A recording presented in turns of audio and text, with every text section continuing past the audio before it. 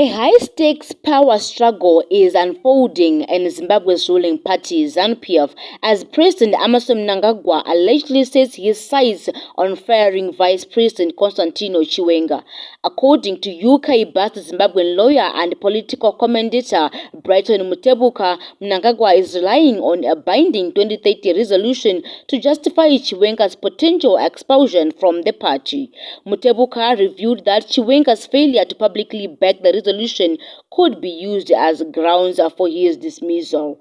The development comes amid a tense Politburo meeting where Mnangagwa reportedly pushed for a constitutional amendment to extend his term.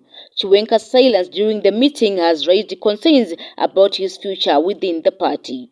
Mutebuka's sources suggest that Mnangagwa is progressively consolidating power and strengthening Chiwenga's influence within the party and the state institutions. The move to potentially fire Chiwenga has sparked fears of a dramatic escalation in the power struggle between the two leaders.